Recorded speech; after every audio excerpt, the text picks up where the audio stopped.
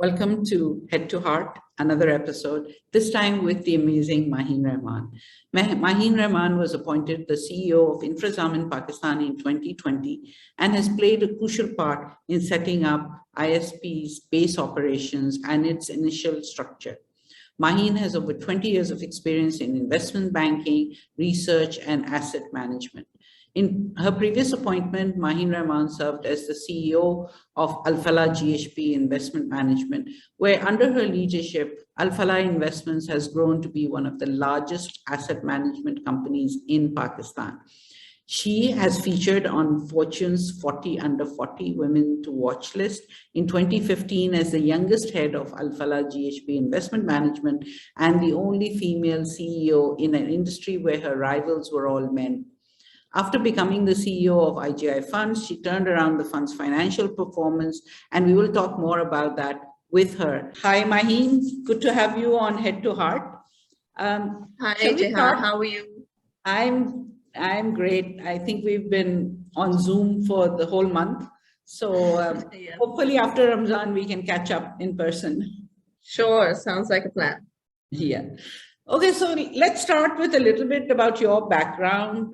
Where were you born? Where were you educated? What were your early aspirations?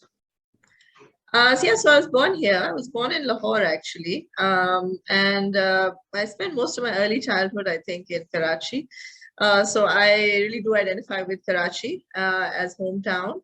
I did the usual things. Went to school here and I think I had a fairly normal childhood growing up. I think it was, I think probably by the time I was 16, 17 that, more sort of like the conversations began to happen. What do you want to do with your life? That kind of thing. I think by the time I went to uni, I think I was fairly clear that I wanted to do something in finance. I had no idea what, but at that time, the trend was that you were going to be a banker, then you're going to work for a foreign bank or something like that. I think those were kind of like the aspirational trends, if you like, back then when I was growing up. Okay.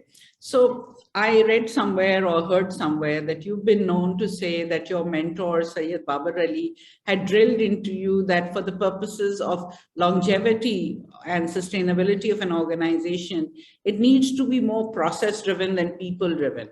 So how does one make that happen? Yeah, so that's a really good question. How does it make it happen? Because it's not something that you can build overnight, right? Initially, when you start out as a new company, in a small company, and I think I've done this about 3 times now, it's all about the people, actually. It's all about the team that you build and whether or not they share the same vision as you and whether they share the same chemistry as you. It's so important for a team to gel well and to get along well and to all want to run in the same direction. But as your company gets bigger and bigger, you will find that the teams either grow with the organization, and if you don't develop the processes, you'll begin to find bottlenecks, coming out. So even if I pick up something like the customer experience or the customer journey through a company, it really has to be a good experience for the customer to come back to you and want to work with you again and again. And so you ensure that repeat business. And I think that's where you kind of, with your team, you have to inculcate that customer first or customer centric approach in an organization. And then from there is where you begin to build the processes in the organization and how each department fits into every other department. So, I remember when I was with Alfalah, it would start out, well, okay, how do you actually go and get a client? How do you go and acquire a client? And so there's several ways you can do it. One is simply you have a salesperson who's your feet on the ground. The other way you have an online presence and someone can just sign up. But both of those origination points, the customer must be really happy to be sitting with your salesperson. So is your salesperson trained? And that whole training mechanism, everything is a process that's built into the organization. You should know what to say, how to look, how to behave. And the same with your online portal, right? The entire process of coming online, onboarding, entering your details, it must be smooth and not complicated.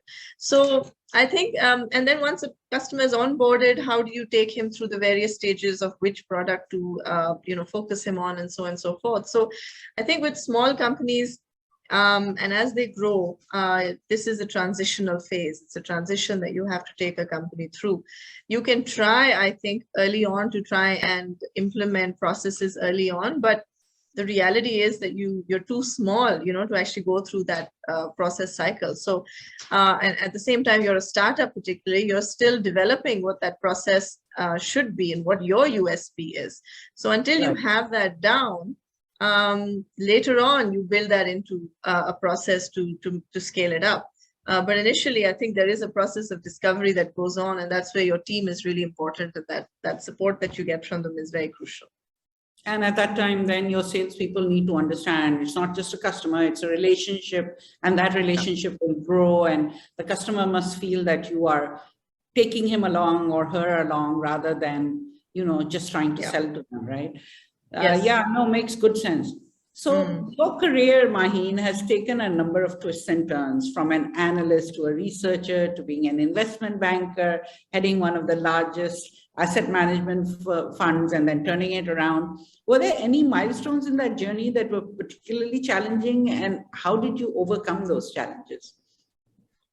Well, I think there were lots of milestones in that entire, when I look back on that 20 years time span. So, I mean, I think starting out first is, how do you take leadership and ownership of a company? I think one key thing that I learned very early on was you don't need to be an expert in that particular area in order to manage it. Because there's some things that just come with managerial skill. It's not just come with, you can always learn a new skill. And I think it's never too late to learn something new. So the first thing that kind of struck me was that you don't need to be an expert in that field. What you do need are people around you who are experts in that field, but you at the end of the day are the broad direction leadership that you're providing. That's very crucial. So I think that's what made me very unafraid to switch roles. And I think in Pakistan, you do see a lot of people will just do the same thing for 30, 40 years, right? But I think it helps you personally, professionally to grow if you're willing to take risks and switch up things and see if you can shift from one area to another area. And I know a lot of people do this, and I think it should be encouraged because it keeps your mind fresh as well. So I think one thing that I learned very early on is that it's okay to switch paths, and it's okay to switch areas of you can be in broad finance, but there's so many different areas of finance, so don't be afraid of exploring all of them. So I think that's one thing that came out to me very early on. I think the second sort of big milestone that really tested me, I would say, as a professional was the time when IGI Funds was being acquired by Alfalah Investments. Because I think any merger, any acquisition, any change of shareholding, any change of ownership or control, that's always a very unsettling time period, because you never know, what are you going to get out at the end of it? You have a path and an ideal that you wanted to be at the end. But I think it was just a very challenging time for everyone in IGI to understand what their role would be at Alfalah. And that's where, your skills as a leader in terms of communication, reassurance, because you want to retain the best people in your team. You don't want them to jump ship simply because there's a change of control. And that's something that, as growing companies or startups developing into large-scale organizations, you have to get used to that change and learn how to drive it to your benefit. Because without shareholding change, without new equity, without new stakeholders, it is hard to grow, or it's near impossible to grow, right? So I think that really tested my ability to manage the team, to manage the company, to manage clients. And it was an entire 2-year process it took from start to end of that merger. So that's not a small time frame. So for me, that stands out as an achievement where we managed to hold our assets under management together. We held our team together, and we were able to transition very effectively into Alfalah and then grow Alfalah straight up from there as well. So for me, that was very there's a great learning experience as well. And I think one last milestone that sort of stood out from my asset management days was very much the launch of the international equity fund that we had off the Alfalah platform. So this was the first time a Pakistan-focused fund had been launched by a Pakistan asset manager in conjunction with an international asset manager outside of Pakistan. And the idea was to bring foreign investment into the country. So we had that partnership with a European asset management company. And from start to finish, that project took somewhere in the north of 3 years before it was finally launched. So it was a really long scale project, but at the end of it, there was a huge sense of achievement that, sort of a wish point or a desire point had been reached. And, we had to take on so many institutions. We had to, first of all, work with Alfalah Investments board to get buy-in on that side for this project. Then we had to work with our international partner to get their buy-in. We had to work with our distribution partner internationally to get that. So, there were 3 financial institutions plus one international regulator that was involved in setting that up. So it was a big orchestra, that had to kind of come together. But for me, it really was, the highlight of my career at Alfalah for sure. And I do remember we gave the opening ceremony for that fund was held at the Burj Al Arab in Dubai. And I think we had about 100 people attending, and in one night, I think we managed to raise something like $10 million for international equity investment into Pakistan. So yeah, that was a really exciting moment. Yeah. Very, very impressive. In fact, your entire career has been extremely impressive in the sense that you doubled the assets under management in your first year at the helm of IGI. The gains came even as industry assets shrank by 7% in that year, ending June 2010. And then investors who bet on you were rewarded with 443% returns from the IGI stock fund since its inception. And then 117% points more than the benchmark index. So what was the secret sauce? How were you able to do this when others were struggling? I mean, the market it seemed was not ready and people were really struggling, but you sort of managed to take that challenge on and turn everything around. Yeah, where people ask you, the secret sauce, I just don't know. I think at that time, it was such a unique time, and I was a very new entrant into asset management. And sometimes I think perhaps I just didn't know any better. I think a lot of funds just gave up. They gave up in the 2008-2009 financial crisis. And I had just been given charge of this company, and I was like, well, I got to make it a success, right?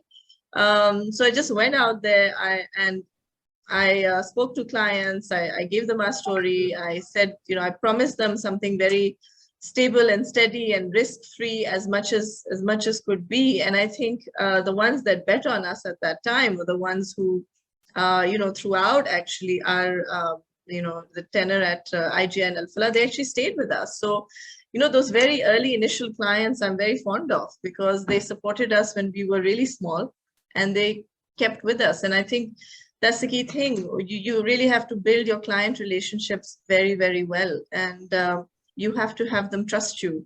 You have to have them like you. And that's what transitions into future growth. So I think that was really it. I just kind of said, okay, what needs to be done? And we needed a few wins in terms of our clientele. And I'm very grateful and happy that we got those early on. And I think that's really what pushed things in our favor for that first year for sure. Yeah.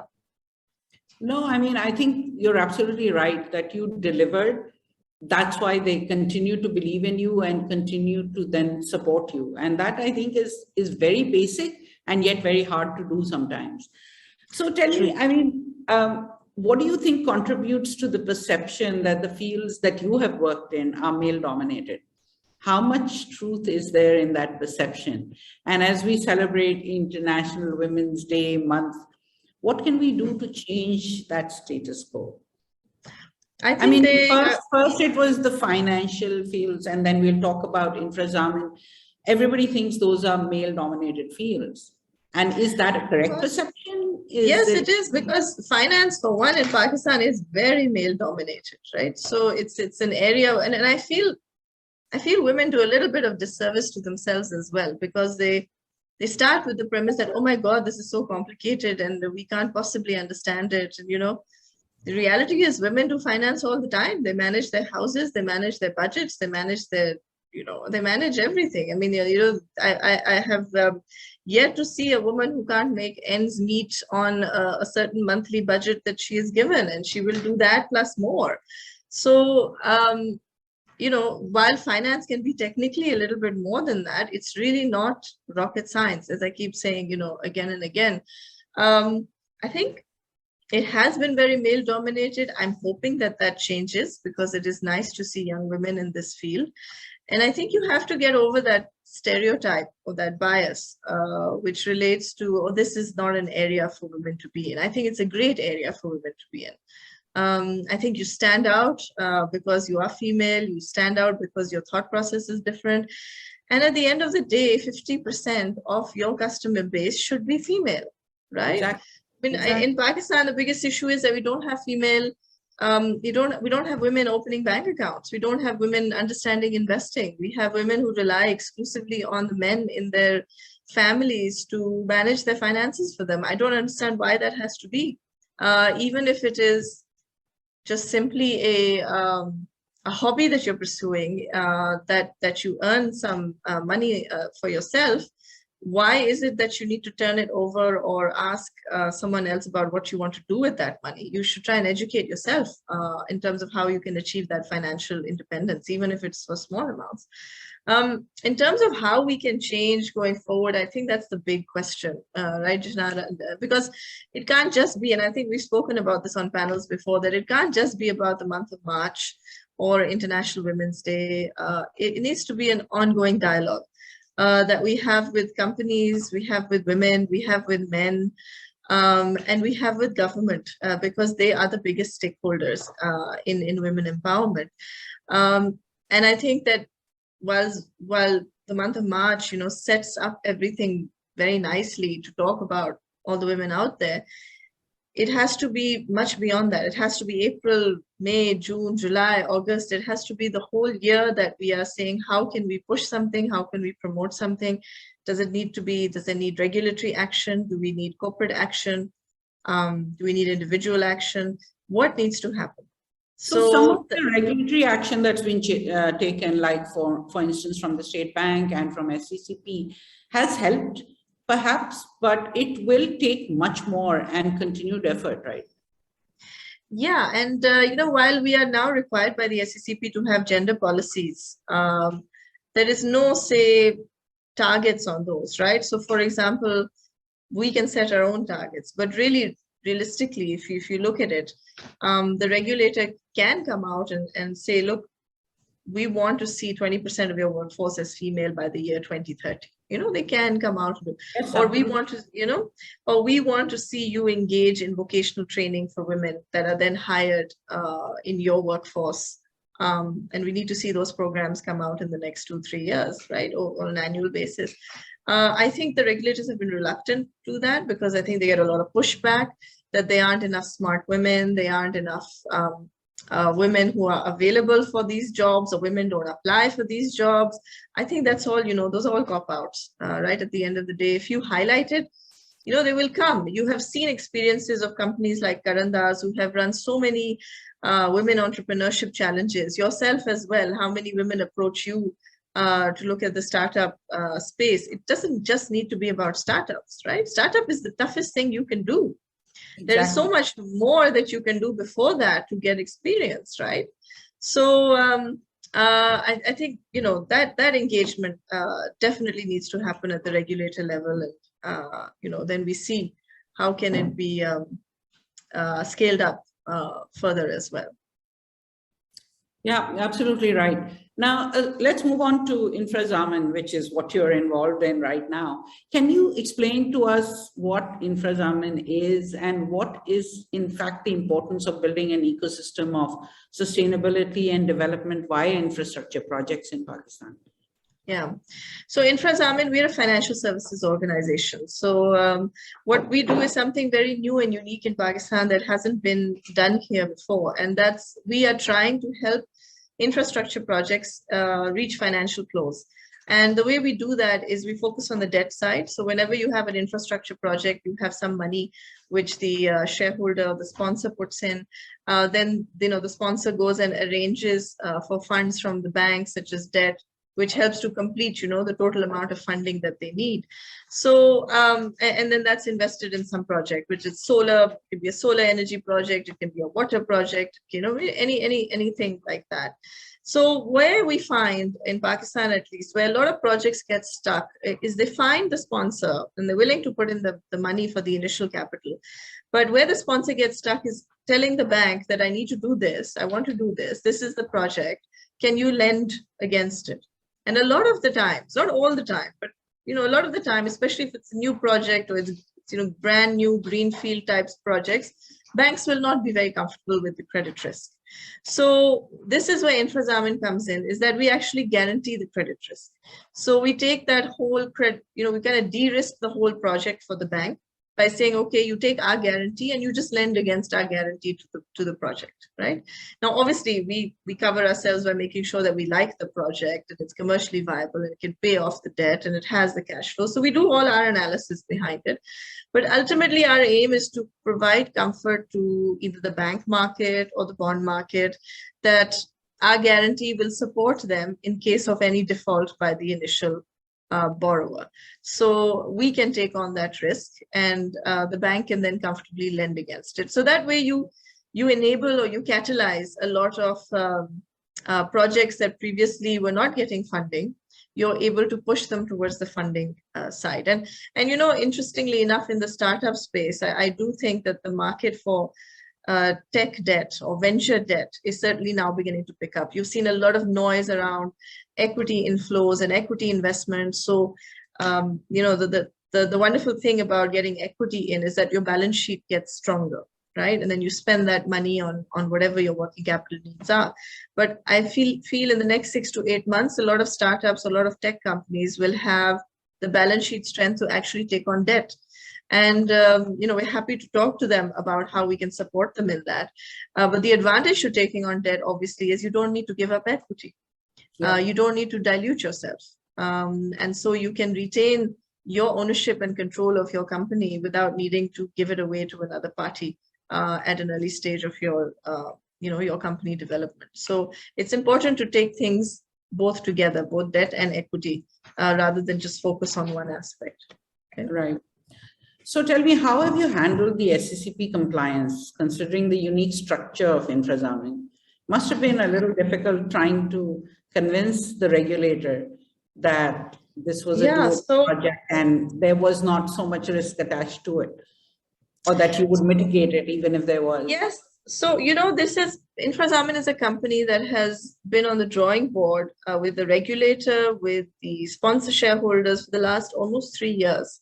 And the regulator has played, I tell you, Jahan, a very, very positive role in both developing the concept of InfraZamin, licensing InfraZamin, developing the rule book around how InfraZamin will be governed as a non-bank finance company, and, creating that capital structure so that we are actually able to take on that risk. So I think we're an incredibly well-capitalized non-bank finance company. Our capital structure is in excess of 4 billion rupees, at over $50 million at the moment. It's a very large company for a non-bank, for the non-bank space. And, I think the regulator has really worked extensively and continues to work extensively for us because it is in their interest and Pakistan's interest to do so. If we are able to support infrastructure projects, and we are able to develop the bond market by bringing such financing to the bond market, then it's a win-win for everyone. I've been very impressed with the way the regulator has worked on this project, how the rating agency has worked on this project. We're a AAA rated institution, and of course how the shareholders have supported this project throughout. So I am hopeful, inshallah, that you'll hear good things, inshallah, come out from InfraZamin over the next year or two. And we look forward to engaging with everyone and seeing where we can support others in their journey as well. Okay. Any advice for women who are aspiring to be in leadership positions? And, with it, perhaps sharing a little bit about how you've navigated this ecosystem being a female professional. Sure. Advice for women who are to get to senior level, you have to go through junior and middle. Okay, there's no shortcut straight to the top unless you are, unless you are starting something out by yourself and you're the CEO. But usually most people follow, entry level, mid-level, and senior level. And the problem is that many of them stop at mid-level. yes. So my only advice would be, don't stop. Just don't stop. It gets easier, because the reason they stop at middle level is they're having children and raising a family and going through that whole cycle, which is fine. But then come back, because you know what? Children do grow up. If you enjoy working and if you enjoy, being part of, corporate culture, and you enjoy being part of teams, then don't give up just simply because you've had children. Children is a very natural part of life, work out a good system, that works for you, but just don't stop on the work side. You have to take a year's break or 2 years break, that's fine, but come back and see what you can do. But you have to make it through the middle layer to get to the senior layer. And, by and large, I've seen those women who stick at it. They really do. They do progress. It is not like something significant, begins to hold them back. And I think that kind of echoes my personal story as well, because there were many times that when your children are very small, you want to stop, or you want to give up. But I think it just you learn every day what choices you need to make. Sometimes you'll be at the school play, sometimes you won't. Sometimes you'll miss the sports day. Most times you won't. You have to decide, which event is more important to attend at that particular time, right? So there will be things you'll miss, but there'll be things that most of the things you will not miss. And then you learn how to integrate your children into your work life as well. I mean, while we're speaking, my youngest daughter is sitting in front of me and she's doing her homework from school. So you learn how to, make it work. And everyone has their own style, but that should not stop you. And I think children eventually, and they always, I think, appreciate and they recognize, what you are trying to do with your life as well. And I think then you become more of a role model as well as a mother. So, these are just nice things to show off and have. And I think these are good lessons for raising our children in the future as well, to avoid stereotypical roles, that women can do different things in life. It doesn't always have to be in the home or, so on and so forth. And finally, Maheen, just in closing, we have all noticed that there are many women who hold themselves back because of a lack of confidence. How can we help them see that they shouldn't do that, because they are capable and they need to build on the capabilities they have, rather than sort of hold themselves back and say, okay, maybe I can't do this. We've seen that many a time, that the lack of confidence sort of is what holds them back. And yeah, I mean, look, there's always a first time for everything, right? So if you're scared of doing something the first time, you do it the first time, it gets easier the second time, it gets easier the third time. And by the fourth time, you're a pro, right? So what I've noticed is a lot of women, they don't want to speak up in meetings, or they only want to speak up if they feel they have something really, really super important and very life-changing and altering to say. The reality is what's said in most meetings is not life-altering by anyone. So if you have something to say, say it, share it, and don't worry too much about how it's received. Because the more confidence you develop in talking and expressing your point of view, the better it is. And remember, you're there in that job, you're there in that role because people want to hear from you. So don't deprive them of that. So yeah, I mean, I think it's just about building confidence, and do it in baby steps. You don't have to get up in front of 400 people and speak, but certainly in a meeting, if you're sitting at the table, then be at the table. Say what you have to say, and it doesn't matter, honestly, no one's going to remember in 10 years what you said or didn't, but get it out there so that you develop that innate confidence in yourself. I think a lot of the times, maybe this is not just a female problem, but a lot of the times people don't realize their own self-worth. And I think it's so important to realize that and try and live that as much as you can. because that serves you well in life. Whether you're male or female, honestly, it doesn't really matter. But understand your self-worth and that you are as important as the next guy. And if you have a voice and you have an opinion, it's worth hearing and it's worth sharing. It may be that people disagree with you, but at least you're not sitting quietly as a mouse where no one notices you at all. So start small and see where it goes. But my constant advice is just don't stop. Because the day you stop, that's the day, okay, you said that's one close to the chapter of your life. But don't stop. Keep going and see where it takes you. No one ever knows, right? But you try and you see where it takes you. And inshallah, it is more than anything a journey of self-fulfillment. Thank you very much, Maheen.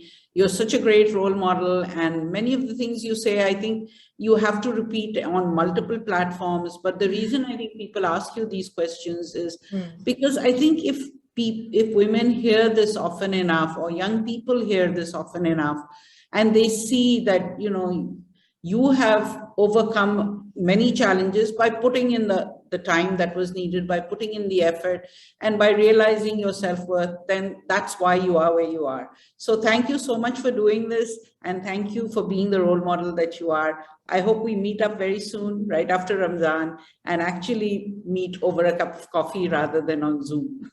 Absolutely, absolutely. Thank you, Jahan. Always a pleasure to speak to you, and you are a role model to many yourself. So don't take that away from this conversation. It's been great to talk to you, and inshallah, let's speak soon. Yeah, absolutely. Okay. Thank you. All right. Thank you. Take care. Bye bye. Bye.